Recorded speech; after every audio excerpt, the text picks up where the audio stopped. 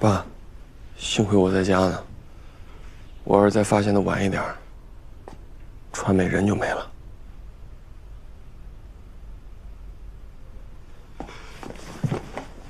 孩子，哎呀，你说你怎么这么傻呀你？啊！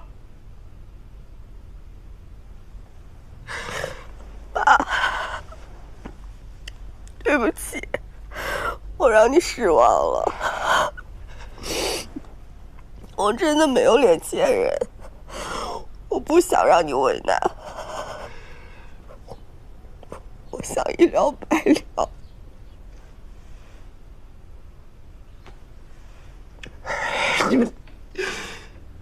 你们这不是要逼死我吗？这不是。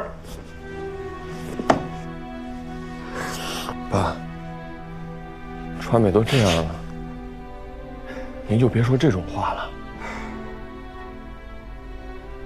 你都不记得传美是怎么长大的吧？我妈死的时候，传美6岁，我12岁。在别人眼里，我俩是没妈的孩子。可我们俩自己知道，我们连爸都没有。晚上，那风吹得窗户直响。传美搂着我脖子哭，问我哥：“爸爸妈妈去哪儿了？”我能怎么跟他说呀，爸？我跟他说，咱爸带着18罗汉上山采石头呢，南里北里送食材呢。传美她为什么学习不好？有谁管过她？有谁问过她？她吃什么？穿什么？她在学校里有没有受人欺负？你问过吗？你管过吗？你连家里没粮食了都不知道呀，爸！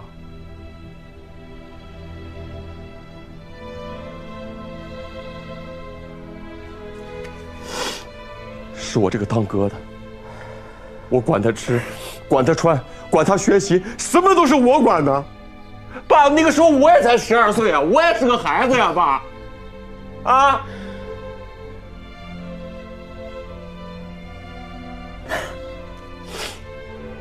传美没考上大学，回家以后不吃不喝，哭了2天。他那个难受劲我看不了呀，爸。可你连家都没回过。是，我没办法了，我就想了这么个混蛋的办法。我知道我错了，爸，我知道我错了，我对不起你，我给你添麻烦了，我对不起王家，我对不起王秀玉。爸，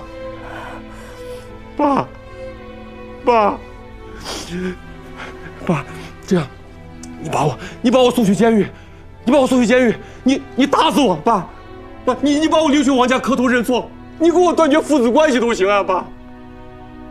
但是传美这事儿，你帮也得帮，不帮也得帮啊，要不然传美就没了，爸。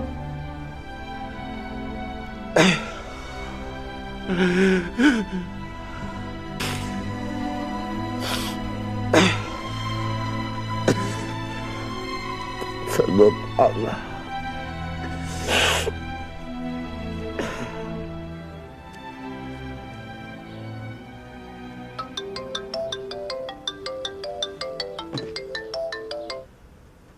喂，哎，金志啊，怎么样啊？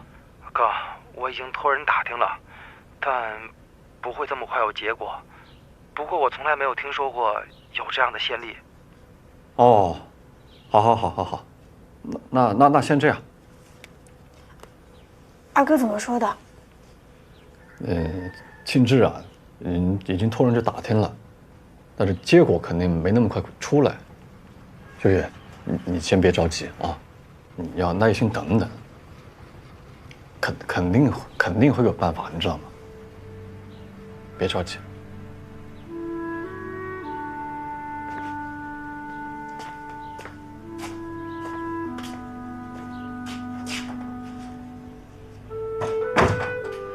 您不知道我这些年在外面过的什么日子，我整天担惊受怕的。所以我想走得远远的，我再也不想回来了。怪不得你不愿意回家，跟你说有了男朋友带回来，你也不带，还总嚷嚷着要去国外。我哪有男朋友啊？我哪敢有男朋友啊？这些年是有不少男孩追我，可是我怕一旦跟人成了家，发现我不是我，我是个骗子，这个家就散了。做孽呀！爸，再大的事儿，你也得顾着自己的身体。其实，从传美进城上大学，我就后悔了。去上这个大学有什么好的呀？传美要是留在村子里，什么样的好工作我给他安排不了啊？不比现在一个人在城里打拼强啊！平时我在集团里，跟秀玉总有个低头不见抬头见的时候。我每次看见秀玉，我这心里也跟扎了根刺儿似的。可这世上哪有后悔药啊？一步走错了，那就步步都是错的。错了，现在就想办法补救呗。关键是看他们王家是什么态度，有什么要求，能满足的都满足了，再不行，多赔他们点钱呗。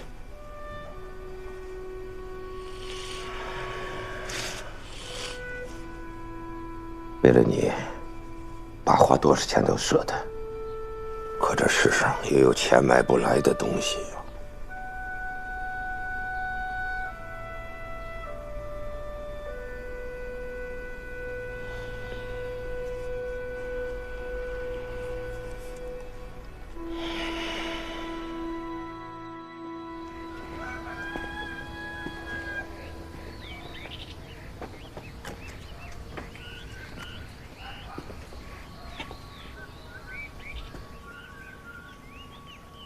有德大哥在吗？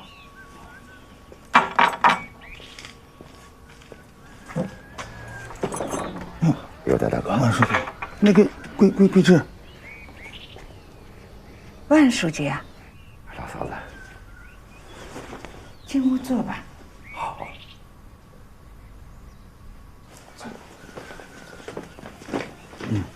哎呦，这小豆子一晃都长这么大了！来，给拿上，拿上。哎呀，可不敢，不。哎呀，当爷爷的嘛啊！哎呦，有德啊！谢谢爷爷，你可真是有福气。哎，来看看有多沉了。万书记，哎，孩子挺重的，给我。好了，去吧。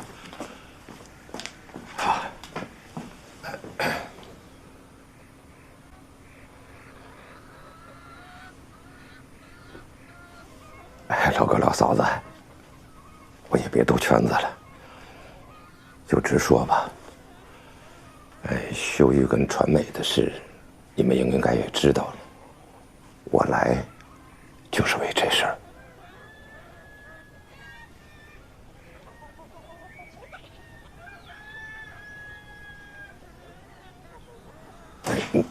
你们坐，你们坐。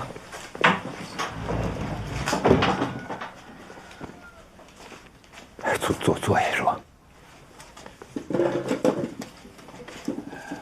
我真是刚刚才知道，哎呀，老哥老嫂子，我都不知道该说什么好了。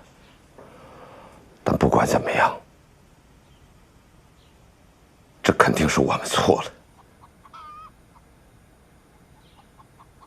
唉，我没想到他们能做出这么丧良心的事来。我听说了之后，气得把传家给打了一顿。可是子不教，父之过。说到底，是我这个爸没当好，不合格啊。唉，他们小的时候，他妈死得早，我我整天带着乡亲们上山采石头，没时间陪他们。后来他们长大了，我又忙着村里和集团的事情，没有好好的教育他们。我悔呀！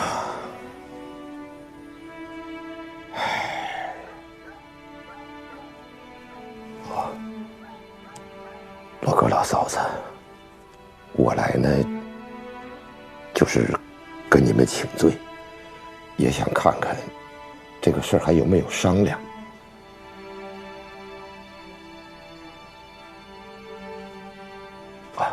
要是这件事情刚出，没得说，马上就把传媒给叫回来，送秀玉去上大学去。可这都整整10年了，生米已经煮成熟饭了，说什么都晚了呀。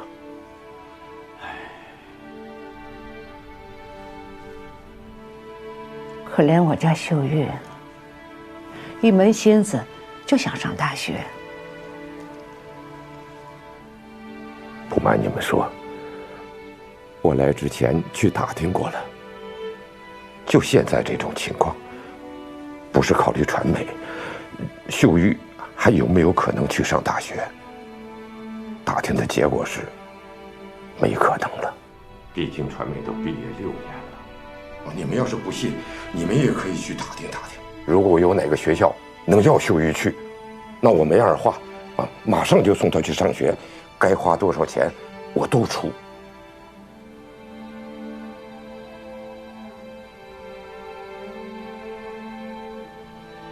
可现在的情况，他就是这样，就是把传媒给拉下来，秀玉也上不成了。但这事要是公开了，传媒的文凭、工作，肯定就是没了。工作文凭没了，那他活该，这本来就不应该是他的。但这事要是真的公开了，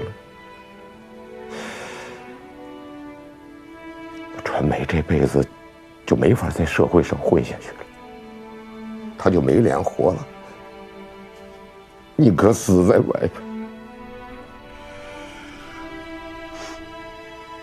老哥哥老嫂子，咱们不是当老人的，我们家不能因为这个错再搭上传媒一条命吧。他还年轻，这辈子还长，以后他还怎么做人？我愁啊！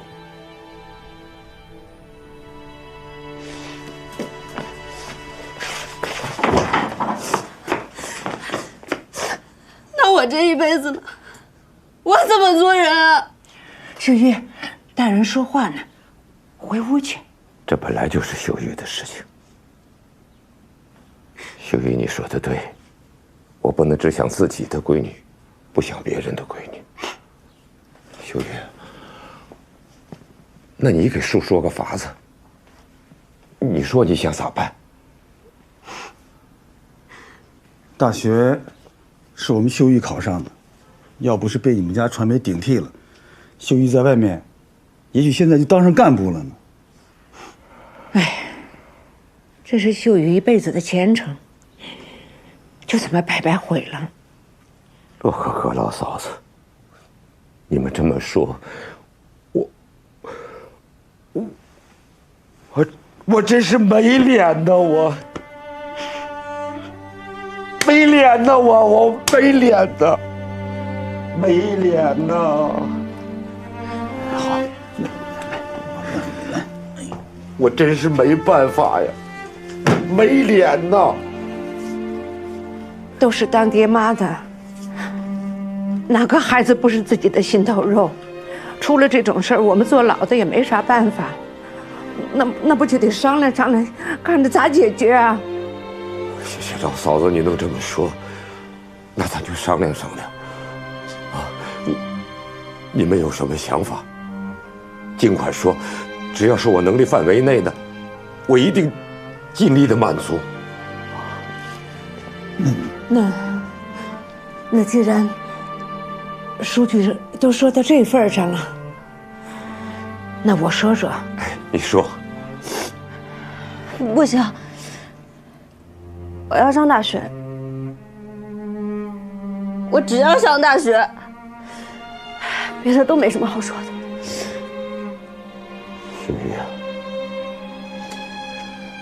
要是这件事情结束了，你还能去上学，叔就是活着让我闺女身败名裂，也让她把大学还给你。这件事情，我们家缺了大德，我是真是一点办法没有，要不然我也不能这么做。秀玉，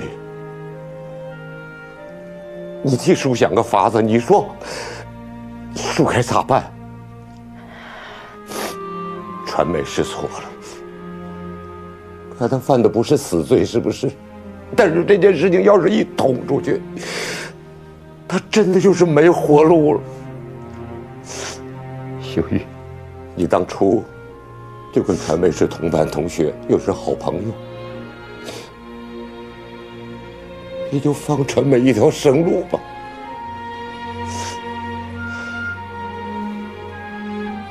你就放传媒一条生路，叔求你了。可是我只想上大学。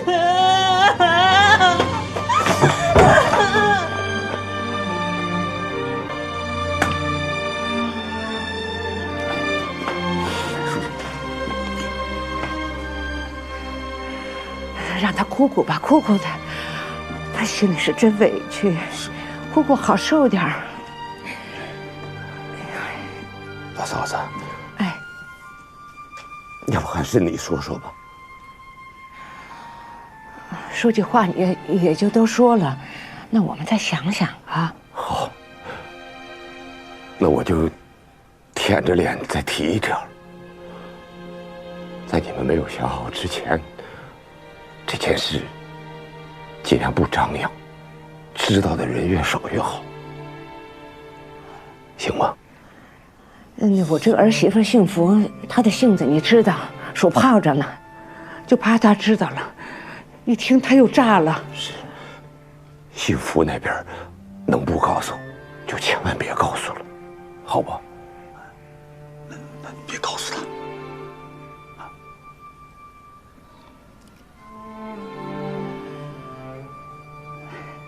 该说的话，我也都说了。心里边也没那么堵得慌了。你们想起什么来，就随时找我。谢谢老哥哥老嫂子。秀玉怎么说呢？他能咋说？他就要上大学，说啥都不要。但是这事儿要是捅出去了，那大学也上不成啊。大学没上成，补偿也没有。那不是鸡飞蛋打，两头是啥都没有。太委屈秀玉了呀，妈。那咋办？这是最好的办法了，只能委屈秀玉。万叔就说了，说给他在集团提职涨薪。你的地也有的种了，那这样，庆志以后结婚的钱也有了。秀玉的嫁妆也有了，他还说幸福客栈他也时常给照顾着，以后我们再也不用低着头夹着尾巴做人了。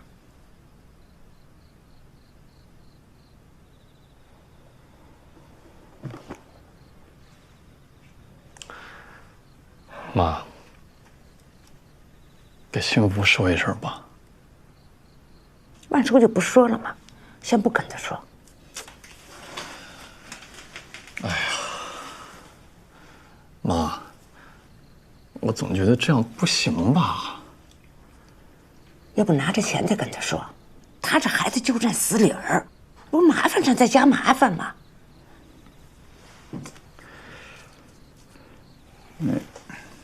要不再找庆志商量商量。庆志有啥想法？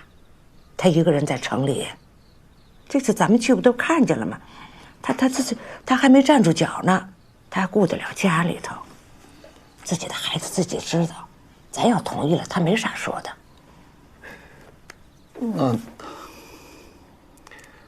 那秀玉那儿，秀玉那儿你去说。我，还是你说吧。行，这个坏人我来当。秀玉不是个不听话的孩子，这不现在在那股劲儿上吗？没憋过来，没事的跟他说，他能明白。没事儿。我回来啦。就，行，都，别勾在脸上啊，让他起疑。你从后院回去，进来，听见没有？哎，回来啦。哎呦，幸福还累坏了吧？你看这忙得多晚了，可得早点歇着吧。那是，小豆子呢？啊，睡了，你歇着去吧。啊，我去看看。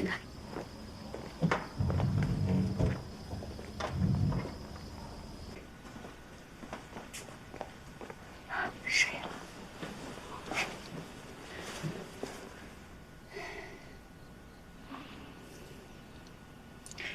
妈，我这段时间忙，请了已经喝罢了。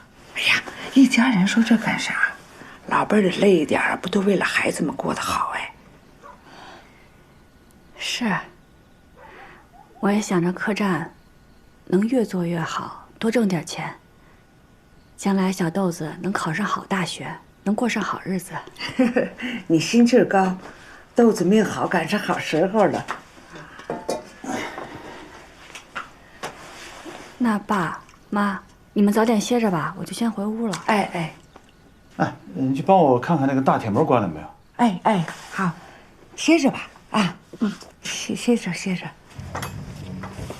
哎，秀玉睡了吗？睡了，早就睡了。哦，确实有点累了。你看，妈，最近开始修路了，有好多事儿我都得盯着。要是太晚了，我就不回来了，我就住客栈。那小豆子，好，太好了，天这么黑，不安全，不回来了。行，你要不下午我接着豆子去看你去啊？行，妈，您真好。哎呦，你才好呢，把孩子累成什么样了？早点歇着啊。哎，行，您也早点歇着。哎。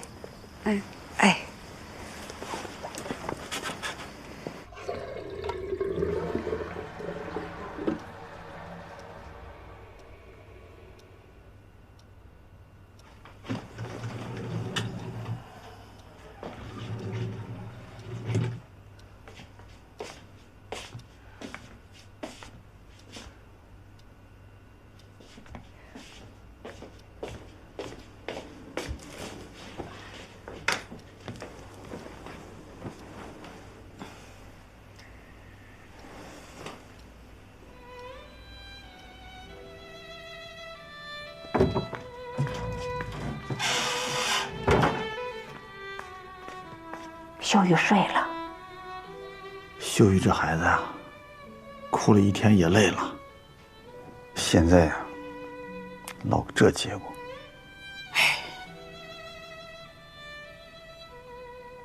闺女命苦，寻思着把3个孩子拉拔大了，能翻过身来了，哪知道苦了她了。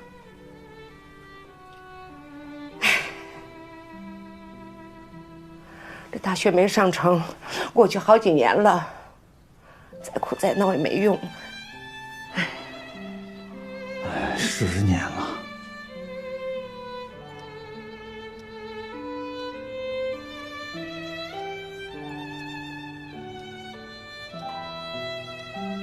幸福，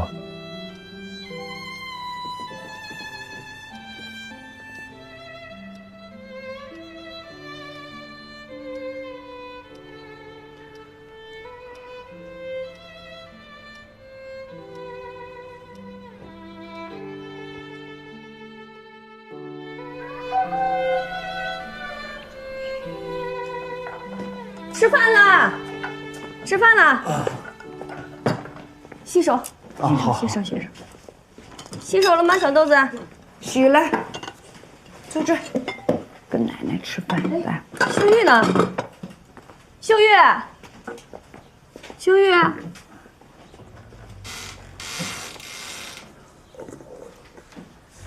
妈，秀玉不在家。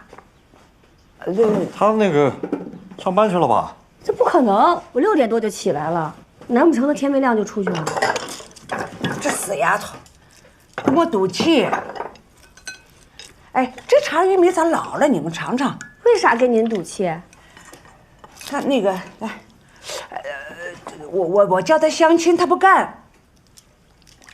嗨，妈，搞对象，这不能急，还是得看秀玉自己的意思。那是，那个。哎呀，我这几天忙都没顾得上问。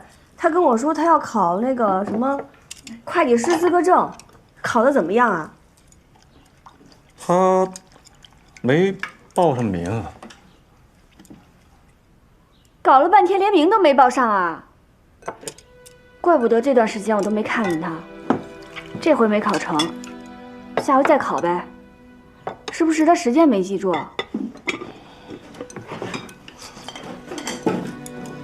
快吃吧，吃吧。我这段时间真是忙疯了，秀玉出了这么个事儿，我都不知道。你也不提醒我一下。我也给忘了嘛，不是？不行，我还是给小梅打个电话吧。哎，不打，吃了饭再打，不急啥呢？我得打，我问问他。我吃。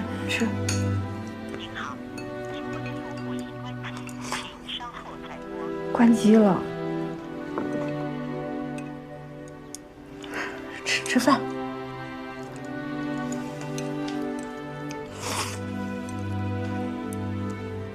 进来，我这整天都得在客栈，还有好多事儿要忙，我估计是碰不着小妹了。你回头碰着她，帮我带个话，你就说这回没考成，下回再考呗。反正她干啥，嫂子都支持她。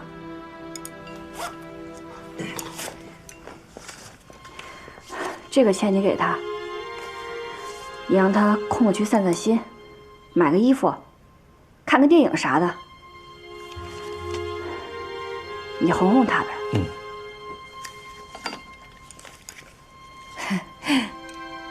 看电影好啊！啊，吃饭，吃饭，吃饭。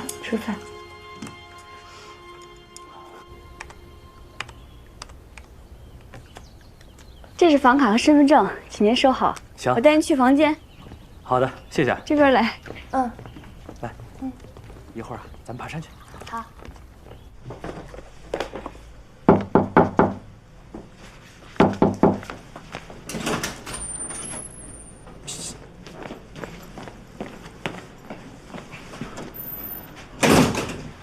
你赶紧把鞋换上。你吃饭了吗？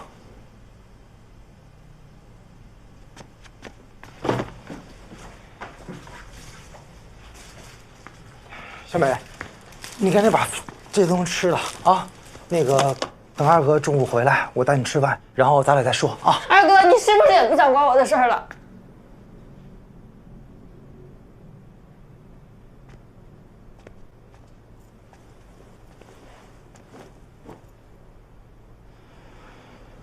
小美，昨天妈给我打电话了，二哥知道你心里委屈，可是哥，那这事要论到你头上呢，自认倒霉吗？小妹，我恨死全家他们了。这件事情，我找人问过了，我也上网查过了，结果呢，就是冒名者取消学籍、学历、学位，有公职的呢开除公职，有用人单位的呢可能被用人单位除名，而被冒名者呢想要恢复学籍是一件非常难的事情，尤其像你这种情况，都过去快10年了，学校他不可能按照你10年前的成绩录取你，这个是没有先例的，或者说呢，他们让你参加明年的高考，可是你比现在的应届生大足足10岁，你觉得现在你去准备高考，去参加这事可行吗？你这话什么意思啊？既然结果都是这样了，我们不如积极的争取赔偿。我问过了，就算打官司的话，也是赔偿的问题。如果我们私下协商调解一下，我明白。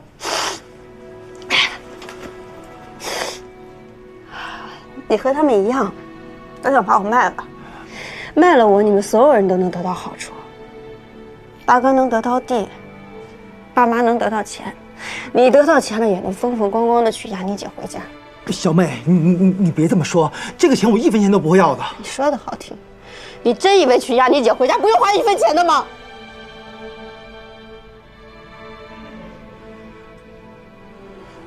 小妹，我以为你上了大学，参加了工作就会和他们不一样。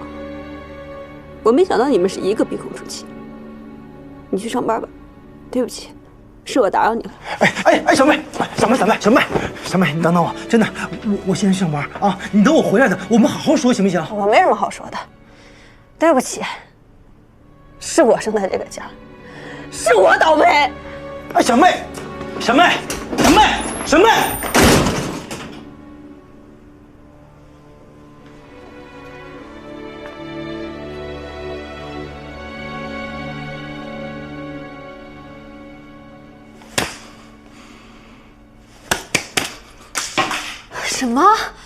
你们怎么能干这样的事儿呢？还要让别人签保密协议？反正这个事儿啊，前前后后来龙去脉我都跟你讲得很清楚了。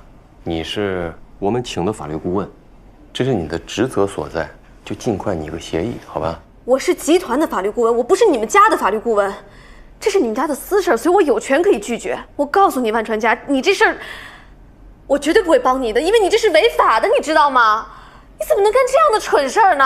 这是缺德的事儿啊！可以了，说2句差不多得了啊！到什么时候都轮不着你来教训我，我们之间是做过交易的。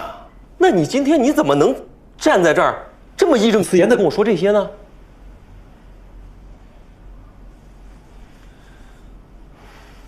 这个事儿啊，说大就大，说小也能小，就是个文字游戏，对吧？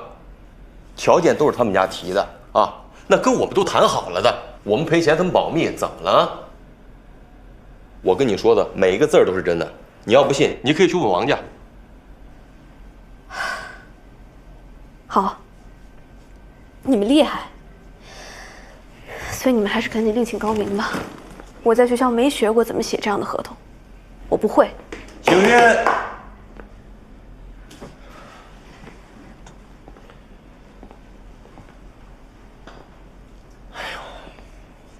你说你这脾气啊，你动不动就走。那什么，前2天在客栈吃饭啊，虽然说是你姐歪打正着把老谢给拿下的，但是我也算到你头上了啊。正准备让集团跟你们律所续约呢，你把这个事办了啊！不光续约，我还把你的案件代理费从诉讼标准的1%涨到跟老韩一样的5%啊！这事办成了，马上续约。当然，如果我这么说你都还是不愿意拟这个协议的话，我绝不勉强你啊！我可以马上就给老韩打电话，他的业务能力，他干这种事儿肯定比你在行。那你怎么一开始不找他呢？这说到底，不还是咱们自己的家事吗？家丑不可外扬。再者说，这个事儿我找老韩，那以后真续了约，集团的大事小事，我是找你还是找他呀？是不是？星云啊，你现在在城里生活，你见过世面。那你当然知道，在现在这个社会，找个好工作哪有那么容易？秀玉就算上了大学，那她大学毕业不还得找工作吗？你能保证她找的工作一定比现在的好吗？你能保证她挣钱比现在挣得多吗？是。这个事儿啊，说起来不好听，对吧？感觉像是我们拿钱买了她的大学。可你想想，好多年之前我就安排她进集团。我让他干着轻松的工作，拿着高的工资，我这不也是一种补偿吗？星月，你那么聪明，你想一想，其实我们这不也是各取所需吗？王家这件事儿，我姐知道吗？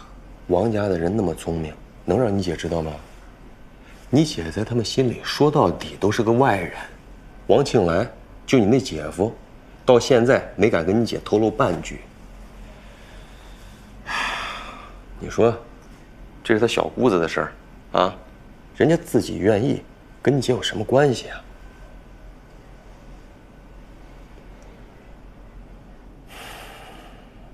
行了，这些年了啊，我是个什么样的人，你还是大概有点了解的吧？你把这件事办了，我以后能亏待你吗？啊，除了刚才我口头向你承诺的那些，以后你姐的客栈所有相关的事情，包在我身上，我尽全力去支持，好不好？还有啊，你说这事儿我要真找老韩办，老韩那个人什么样，你比我更清楚啊。那到时候他的胃口更大，做事比你更狠，所以我宁可把这个把柄放在你手里，也不愿意他掺和进来。说到底，我还是把你当自己人的。万川家，从今往后，我姐的客栈也好，他们家也好，你绝对不许再去为难他。成交。还有没有？没事，你想想，慢慢想，再想到什么啊，随时告诉我，咱们随时加进去。一个人成功是有他的道理的，你看你一点就通，多好啊！你好了，我发你邮箱里。辛苦了啊！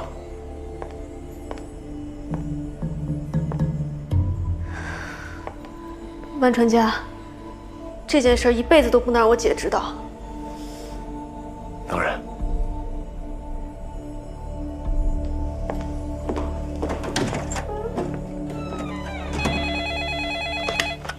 你好，我想预订2间客房。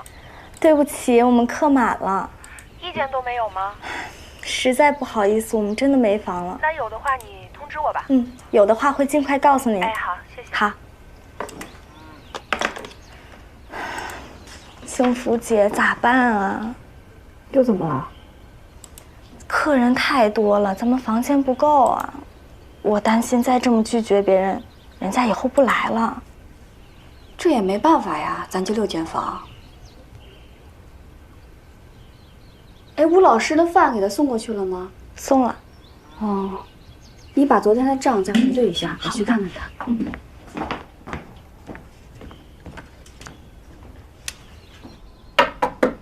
吴老师，嘿，幸福来了。哎，我来收这早餐。哎呀，辛苦你了。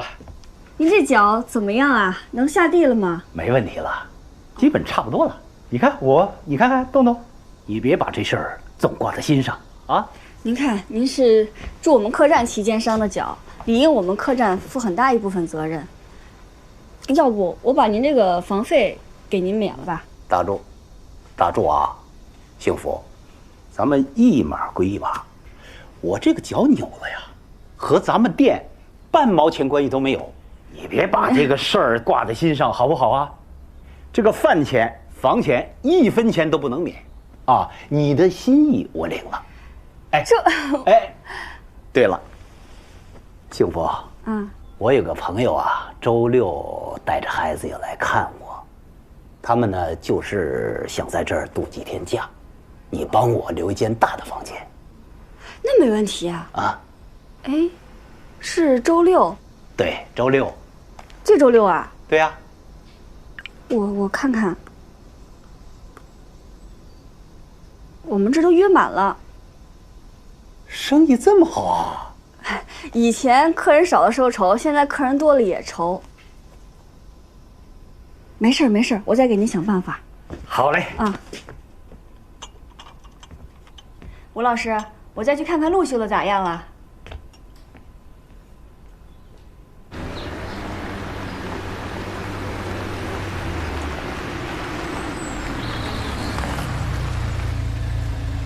来，师傅，辛苦了。